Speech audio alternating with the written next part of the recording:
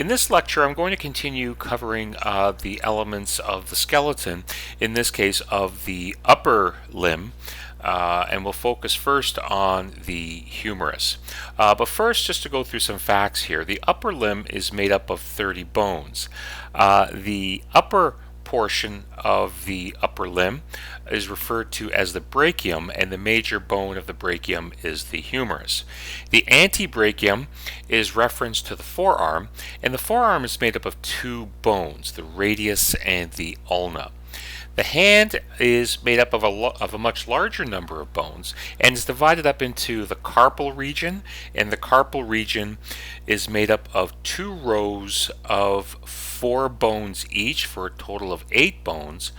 The palm is made up of 5 metacarpals, and the fingers are made up of a total of 14 phalanges, and we'll cover that here in the next couple of slides. And we start with the bone of the brachium, or rather the humerus, and we start on the proximal end. We see this rounded proximal portion of the humerus covered by hyaline cartilage, and this is the portion of the humerus that articulates with the scapula in the glenoid cavity to form the glenohumeral joint.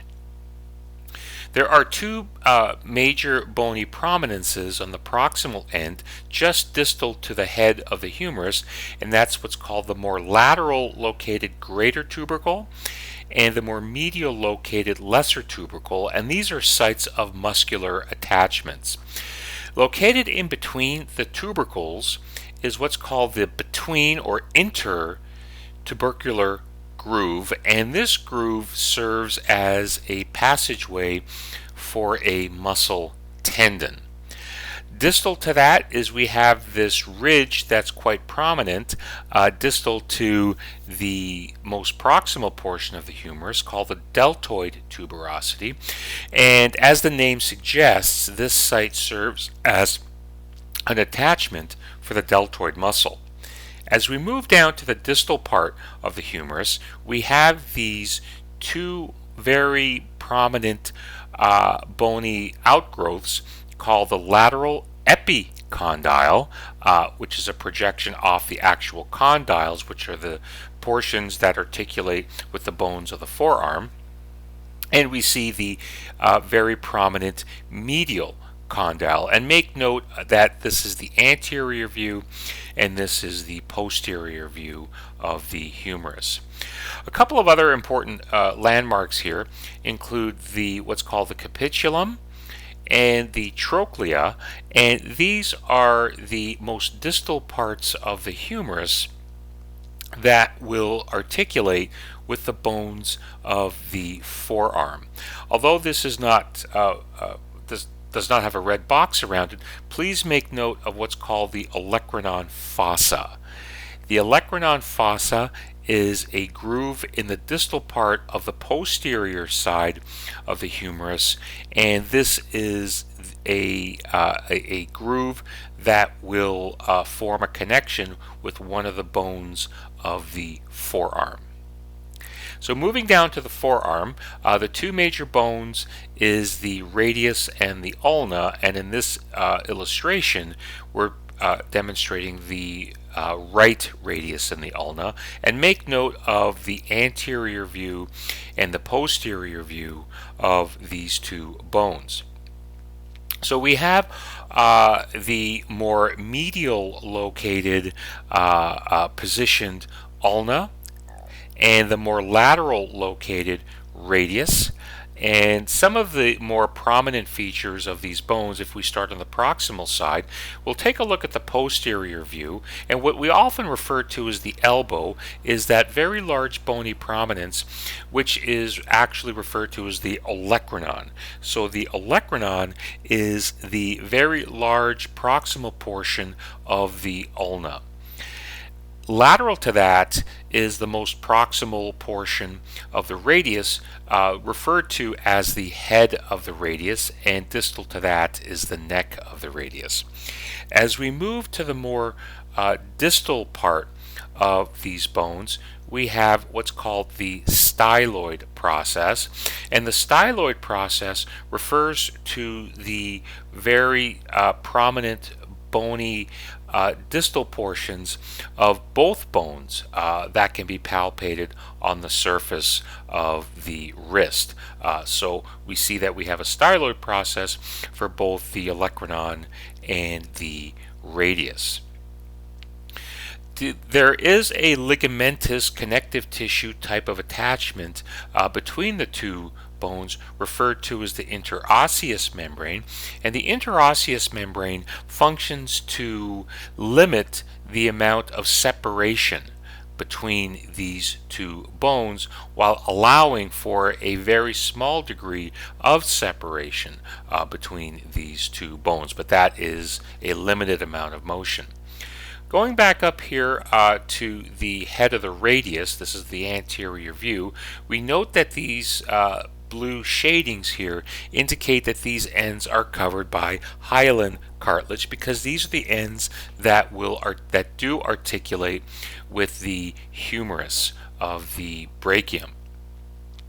And once again, as illustrated here on the right hand side, on the left hand side, just distal to the head of the radius, is the neck of the radius. And one more point to make here, that the radius, the proximal end of the radius, actually spins. And that spinning will allow the radius to rotate over the ulna when we pronate our forearm. One more bony prominence here is what's called the radial tuberosity. And the radial tuberosity is just distal to the neck of the radius, this very prominent bony outgrowth, and that serves as a muscular attachment for the biceps brachii, one of the anterior muscles of the brachium. So as we move down to the hand, and we're just illustrating the right hand here, we see that there are a number of bones, and this is going to be an anterior view. And as illustrated earlier, or as indicated earlier, we have 8 carpal bones that are organized in 2 rows, and the color coding here indicates these different bones, a more proximal row and a more distal row.